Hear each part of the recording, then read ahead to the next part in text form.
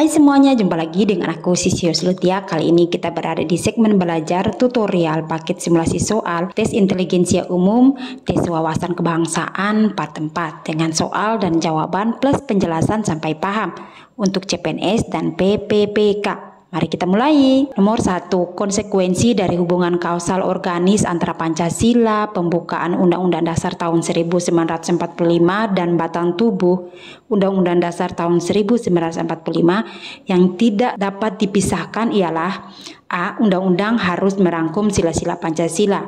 B. Tiap unsur tersebut harus saling mengisi. C. Tiap pasal tidak boleh saling bertentangan. D. Nilai Pancasila harus ada dalam tiap pasal. E. Batang tubuh merupakan penjelasan Pancasila. Jawabannya adalah B. Dengan pembahasan konsekuensi dari hubungan kausal organis antara Pancasila, pembukaan Undang-Undang Dasar tahun 1945 dan batang tubuh Undang-Undang Dasar tahun 1945 yang tidak dapat dipisahkan ialah tiap unsur tersebut harus saling mengisi. Nomor 2, hal yang terkandung dalam nilai patriotisme adalah kehidupan bangsa adalah A. Rela berkorban untuk kepentingan keluarga. B. Selalu berjuang untuk kepentingan negara. C. Mau menyumbangkan harta untuk masyarakat.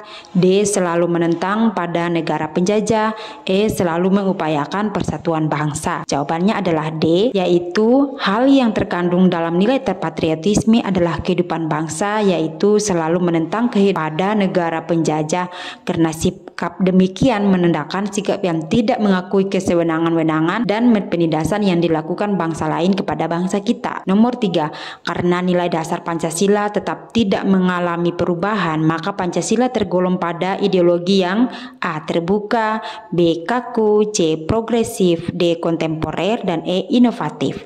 Jawabannya adalah B. Dengan pembahasan nilai dasar Pancasila tetap dan tidak mengalami perubahan tergolong pada ideologi yang kaku. Nomor 4, pada amandemen keempat Undang-Undang Dasar tahun 1945 pasal 29 telah disepakati A. adanya penambahan ayat. B. penjelasan terlebih rinci. C. telah mengambil perubahan.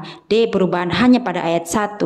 E. perubahan hanya pada ayat 2. Jawabannya adalah D. Dengan penjelasan pada amandemen keempat Undang-Undang Dasar tahun 1945 pasal 29 telah disepakati perubahan hanya terjadi pada pasal 29 ayat 1 yang berbunyi negara berdasarkan atas ketuhanan yang Maha Esa. Nomor 5, contoh pelaksanaan politik luar negeri yang bebas dan aktif berdasarkan Pancasila adalah A.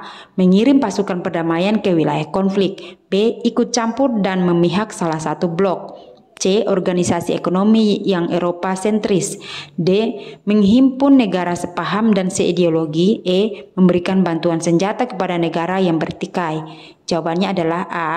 Dengan contoh pelaksanaan politik luar negeri yang bebas dan aktif berdasarkan Pancasila adalah dengan mengirimkan pasukan perdamaian ke wilayah konflik. Nomor 6, dalam pembukaan Undang-Undang Dasar tahun 1945 tercantum tujuan negara, yaitu melindungi segenap bangsa Indonesia dan seluruh tumpah darah Indonesia. Hal ini menunjukkan bahwa bangsa Indonesia menganut sistem dalam arti A. negara hukum kesejahteraan. B. negara hukum dalam arti terbatas. C. negara sebagai penjaga malam. D. negara kepolisian dan jaksa. E. negara hukum demokrasi. Jawabannya adalah E. Dengan penjelasan dalam Undang-Undang Dasar tahun 1945 tercantum tujuan negara, yaitu melindungi segenap bangsa Indonesia dan seluruh tumpah darah Indonesia. Hal ini menunjukkan bahwa bangsa Indonesia menganut sistem negara hukum demokrasi atau negara hukum yang berdasarkan pada prinsip-prinsip perlindungan jaminan terhadap HAM. Karena itu bangsa Indonesia menganut sistem hukum demokrasi. Nomor 7, Insinyur Soekarno dalam sidang BPU PKI pertama mengusulkan rumusan Pancasila, yaitu A. nasionalisme internasional atau perikemanusiaan, mufakat, kesejahteraan sosial, dan ketuhanan. B. nasionalisme, ketuhanan yang Maha Esa, perikemanusiaan, kebangsaan Indonesia, mufakat, dan kesejahteraan sosial. C. kesejahteraan sosial, internasionalisme, nasionalisme, kemanusiaan, dan ketuhanan. C. internasionalisme, nasionalisme, mufakat, demokrasi, dan ketuhanan. E. Gotong royong, ketuhanan, kerakyatan, nasionalisme, dan demokrasi.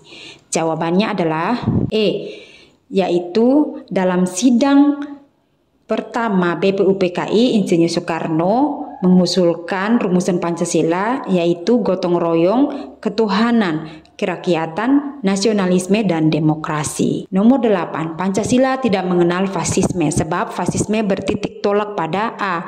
Pemusatan kekuasaan pada beberapa orang, B. Material modern dan individualisme, C. Mengutamakan individualisme radikal, D. Memaksakan praktik liberalisme, E. Pemusatan kekuasaan pada satu orang.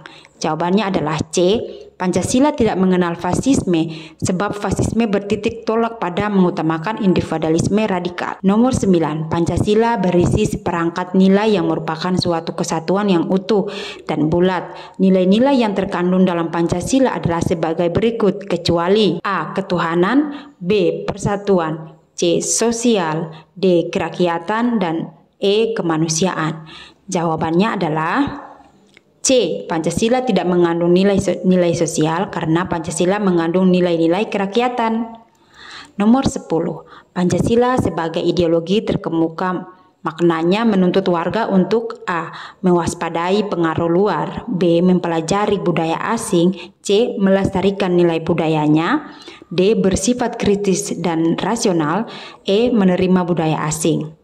Jawabannya adalah D. Pancasila sebagai ideologi terkemuka menuntut warga untuk bersifat kritis dan rasional agar tidak mudah terbawa arus budaya asing yang tidak sesuai dengan nilai-nilai kepribadian bangsa dalam Pancasila. Nah, itu dia yang bisa aku share kali ini. Semoga bermanfaat. Sampai jumpa. Dadah.